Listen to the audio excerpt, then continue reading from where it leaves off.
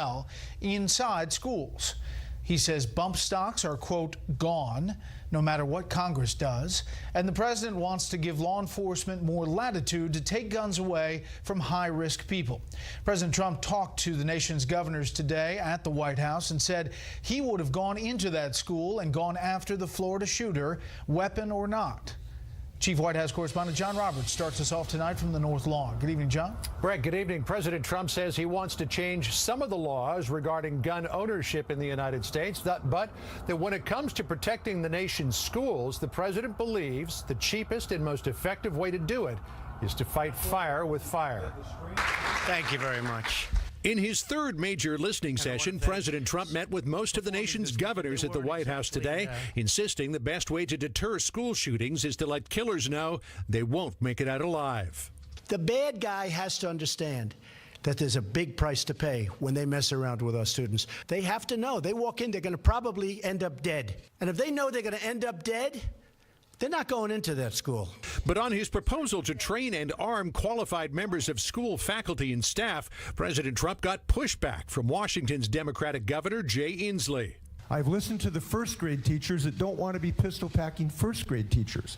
I've listened to law enforcement who have said they don't want to have to train teachers as law enforcement agencies, which takes about 6 months. I just suggest we need a little less tweeting here, a little more listening, and let's just take that off the table and move forward. It's not just Democrats who oppose the idea. Florida's Republican Governor Rick Scott, a staunch supporter of President Trump, says educators should educate.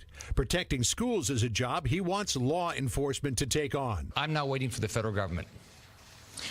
We're going to invest $500 million. We're going to have a significant law enforcement presence in every public school in our state. The White House today wouldn't weigh in on calls for Broward County Sheriff Scott Israel to either step down or be investigated. But President Trump again lashed out at Deputy Scott Peterson and possibly others for not rushing into the school to take on the shooter, saying he would have done it differently. They weren't exactly Medal of Honor winners, all right? The way they performed was frankly disgusting. I really believe, you don't know until you test it, but I really believe I'd run in there even if I didn't have a weapon. And I think most of the people in this room would have done that too. President Trump also promised that if Congress doesn't act soon to ban so-called bump stocks used by the shooter in the Las Vegas massacre, he'll do it himself. And while he hasn't mentioned raising the minimum age for buying a rifle for a few days, the president still supports the concept and says he is prepared to go toe-to-toe with the NRA over it. Don't worry about the NRA. They're on our side. You guys, half of you are so afraid of the NRA. There's nothing to be afraid of. And you know what? If they're not with you, we have to fight them every once in a while. That's okay. President Trump revealed today that he had lunch yesterday here at the White House with the leadership of the NRA, Wayne LaPierre and Chris Cox. A spokesperson for the NRA told Fox News a few minutes ago that the leadership has not dropped its opposition to raising the minimum age to buy a rifle, nor will it. Bret? Some breaking news, John, just confirmed about Hope Hicks. Yeah, we learned just a little while ago, Bret, that another member of the president's inner circle, Hope Hicks, will be paying a visit to the House Intelligence Committee. She is the communications director here. Of course, she was his spokesperson and communications director all through the campaign.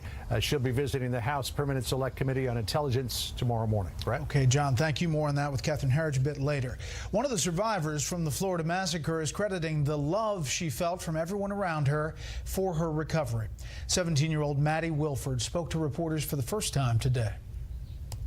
I was sitting on my couch today just thinking about all the letters and gifts that everyone has given and just like all the love that's been passed around. I definitely wouldn't be here without it, and I just want to send my appreciation and love out to all of you. Rescuers initially thought Wilford was dead. She suffered bullet wounds to her chest, abdomen, and arm. She's undergone 3 surgeries since the shooting. As John Roberts just mentioned, the man who became the face of the law enforcement response to the massacre is now himself facing intense scrutiny. Correspondent Phil Keating has the story of the Broward County Sheriff tonight from Parkland. Good evening, Phil. Good evening, Bret. Sheriff Scott Israel, the man who walked up to the cameras on evening number 1, declaring the horror for everyone that 17 lives had been taken at this school. Well, 2 times he has been elected as the Democratic candidate for sheriff, most recently re-elected in 2016 with 72% of the vote.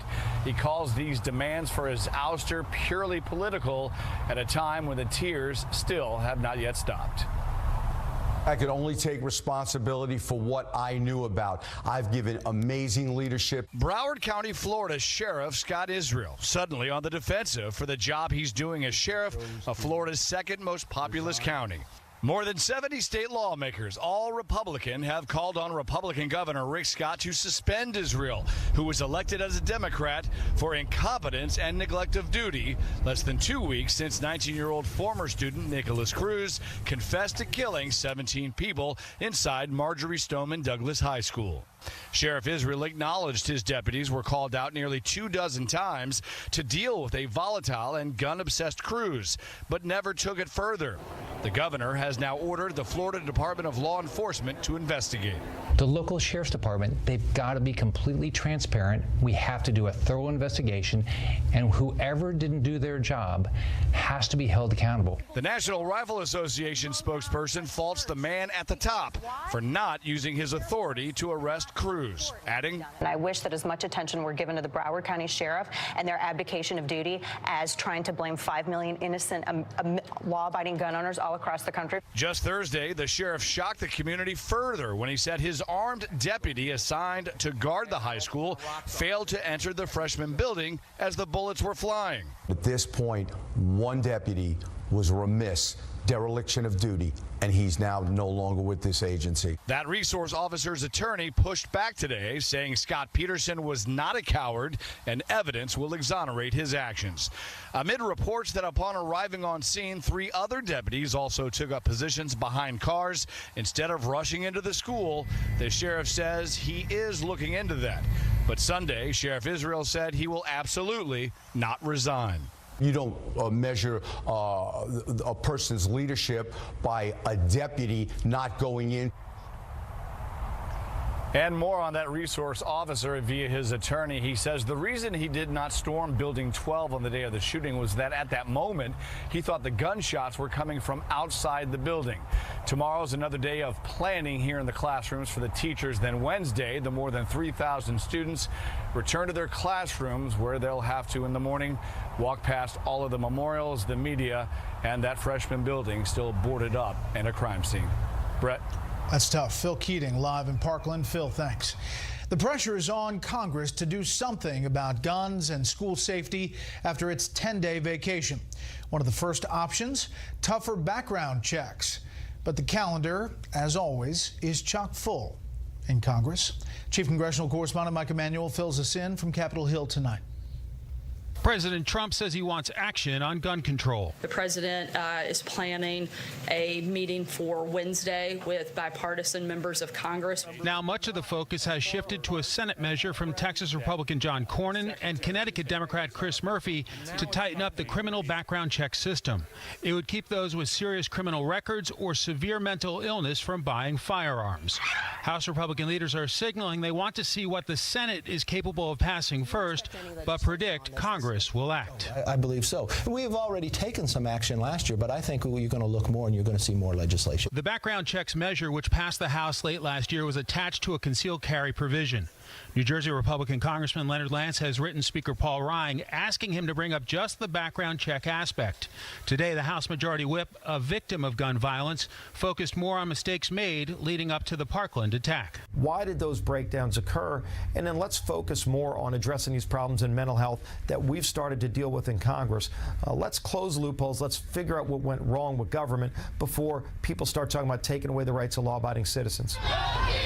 There's also a looming deadline 1 week from today affecting the so-called Dreamers. As of that date, absent some court decision continuing court protection, 1,000 of these young people a day will be subject to deportation, will be unable to continue to legally work in America. They include 900 of them who have volunteered to serve in our military. Today, after the Supreme Court rejected the Trump administration's request to immediately decide whether ending DACA could be enforced, President Trump noted the program is working its way through the courts and made a broader point to the nation's governors. But we have to get immigration laws that allow us to do what we have to be able to do. They are so soft. No country in the world has immigration laws so soft like we do. Lawmakers are also expected to work on an omnibus major spending bill facing a March 23rd deadline. That means Congress has 4 weeks to work out a major bill to fund the government through the end of the fiscal year. And this is expected to be a very short week, with the Reverend Billy Graham due to lie in honor in the Capitol Rotunda on Wednesday and Thursday. Brett? Mike Emanuel, live in Capitol Hill. Mike, thanks. Former President George W. Bush paid his respects today to the late Reverend Billy Graham.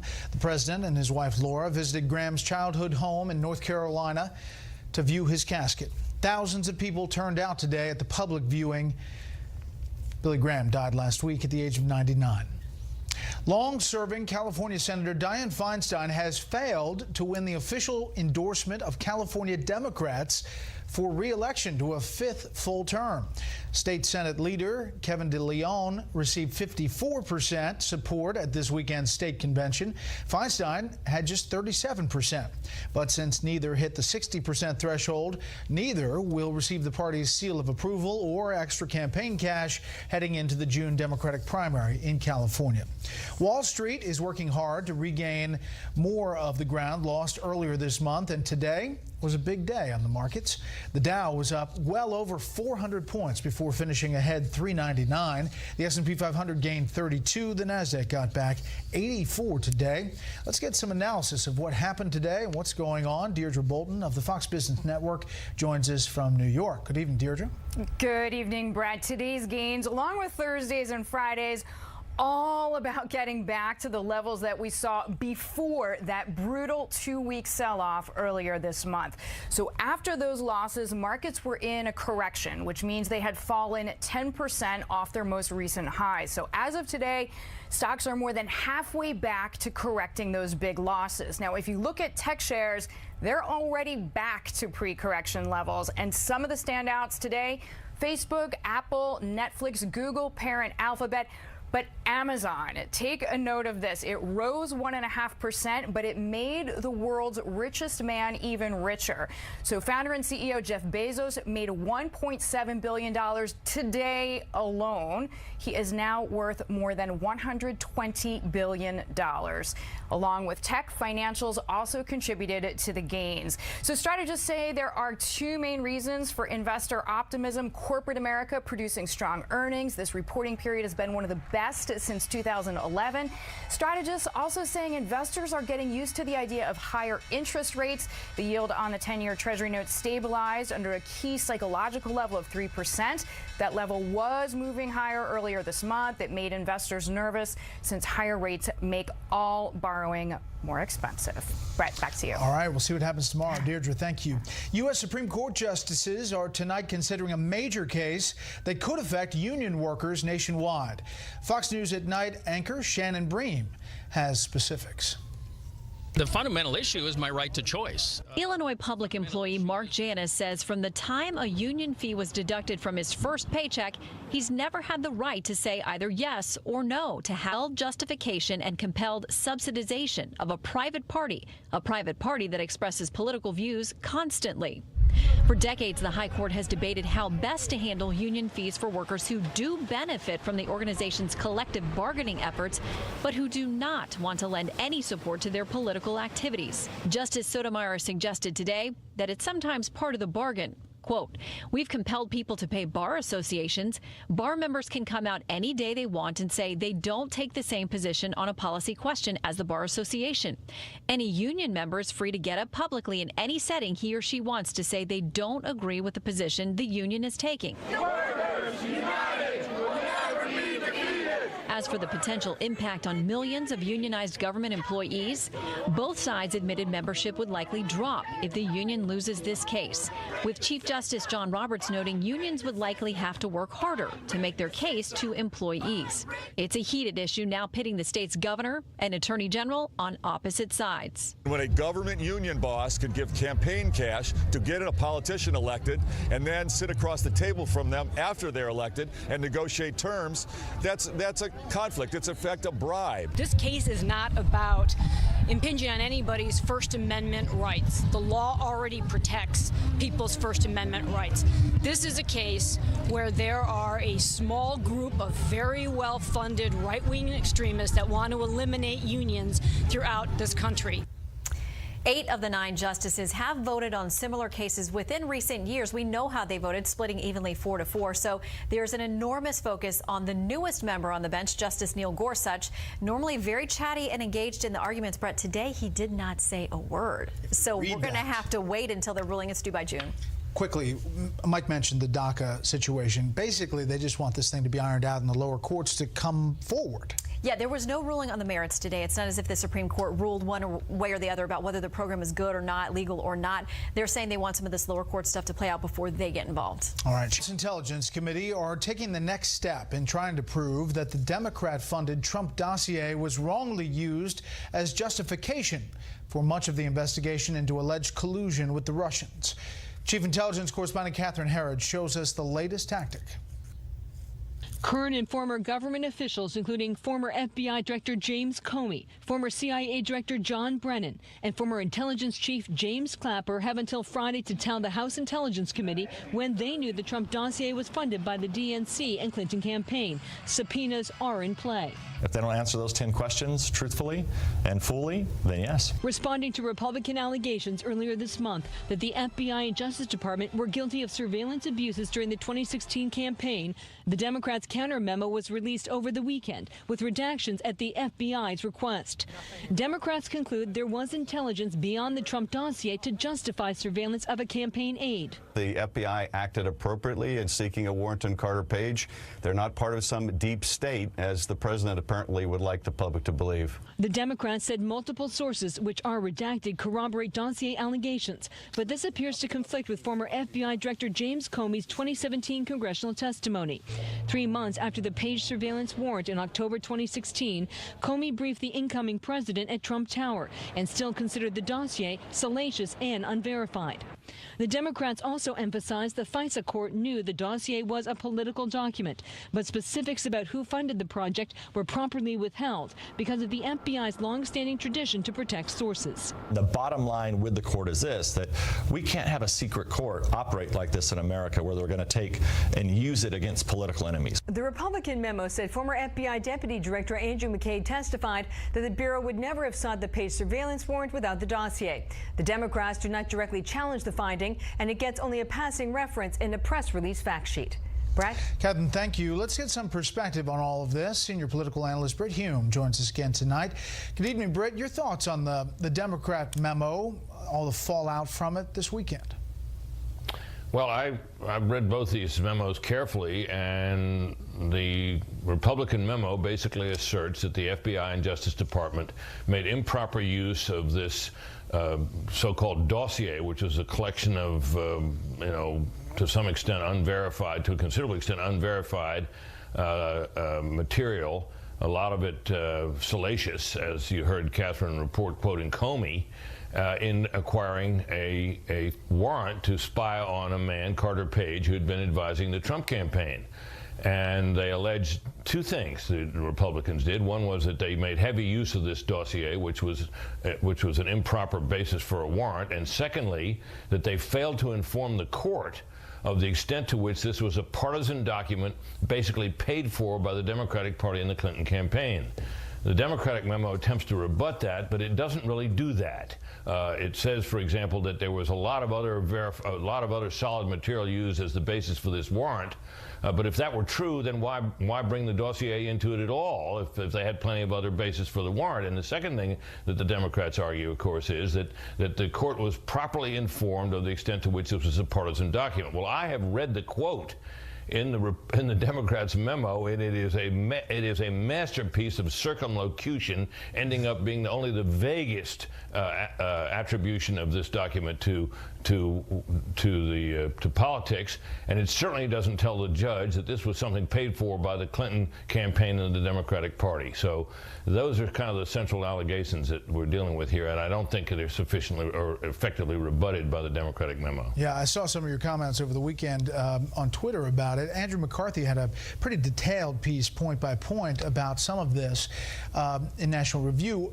one of the things that's interesting is to listen to the Democrats, Bret, who had a real problem prior to the Nunes GOP memo coming out, warning about a threat to national security. And yet this memo is redacted in parts pretty heavily because sources and methods are in this memo. That's right. There was the Democrats. Remember this, Bret, going back to the time when the Republican memo was first about to emerge, and the Democrats had womped up their memo after the Republicans had written theirs as a rebuttal. And the Democrats on that committee were prepared to have both memos unchanged, released right away. And that didn't happen. The Republican memo was put through a process. The Democratic memo went through the same process later. The Republican memo was found to have very little, if anything, in it that revealed sources and methods, and we saw when it came out that there were no redactions. The Democratic memo comes along that the Democrats were prepared to release without any further review, and it's absolutely laced with redactions made at the suggestion of the FBI and the Justice Department and the intelligence community to protect sources and methods. So it's a peculiar thing for the Democrats to have been charging all along when they produced this memo that appears to have had an array of disclosures of classified information relating to sources and methods. Interesting. We'll see where it all goes. Bret, as always, thank you. You bet, Bret. The mayor of one California city is encouraging suspects to resist arrest. His request to publicly affirm Mexico's position of refusing to pay for the proposed border wall. It's unclear what, if any, effect this disagreement will have on the two administrations' negotiations on other issues, including the North American Free Trade Agreement. Bret? Jonathan, thank you. President Trump says North Korea wants to talk, and the U.S. will, but only under the right conditions. A North Korean envoy sent a message through South Korea Sunday saying the North has ample intentions of holding talks with the U.S. The Trump administration insists North Korea must give up its nuclear and missile programs first. Kim Jong-un is insisting he will not do that. Syria, meantime, is sending ground forces into a Damascus suburb in the latest move to put down opposition forces. This comes despite demands from the international community to stop targeting the civilians there. Correspondent Connor Powell has an update from our Middle East newsroom. Another airstrike, another body pulled from its aftermath. The bombs continue to fall in eastern Ghouta, just as they did before the UN Security Council voted on Saturday to demand a 30-day ceasefire. Syrian and Russian jets have pounded the rebel-held enclave for weeks, killing more than 500 people. There is no time to catch one's breath. The blood is flowing, this doctor says, and the hospitals are overflowing. Opposition groups claim the Assad regime has once again used chlorine gas on civilians. One child died while 18 others were treated with symptoms consistent with chlorine exposure. The White House said it is following the situation in Syria, but refused to say what action it might take. I think that the president put the Assad regime on notice some time ago, and we're continuing to echo that message when I said that we call for an immediate end to these offensive operations. We mean it. Damascus denies the allegation, while Russia's foreign minister said the claim was an attempt by opposition groups to sabotage the ceasefire. All this comes as Russia says the UN-backed truce would only take effect when all sides agree on how to enforce it, including when rebels halt shelling Damascus. We will be discussing it further with Americans and their allies, which are part of the coalition. They need to explain to us why these actions continue. But Russian President Vladimir Putin, flexing his muscles today, did agree to a 5-hour pause in the bombing tomorrow to allow civilians to leave the area. The Trump administration has said Russia bears responsibility for what happens in Syria. But unlike last spring's chemical attack, where the U.S. launched 59 Tomahawk missiles at the Assad regime in retaliation, what the U.S. does this time that protect the constitutional rights of law-abiding Americans while keeping guns out of the hands of those who pose a threat to themselves and to others. And we're going to have to start talking about mental institutions, because a lot of the folks in this room closed their mental institutions. President Trump talking with about 35 governors at the White House today. A big give and take lasted some time in front of the cameras, as you can hear, about school safety and guns. This as new polls out from USA Today and Suffolk, the most recent, saying should schools be required to have metal detectors at point of entry. There you see 62-27. Armed police officer on site, and there you see that 58%. When it comes to curbing mass shootings, which is more important? You see the breakdown, restricting access to guns, improving mental health care, both. A lot of talking about different possible solutions on school safety. Let's bring in our panel. Steve Hayes, editor-in-chief for the Weekly Standard. Molly Hemingway, senior editor at The Federalist. And Dan Balls, national political correspondent at The Washington Post.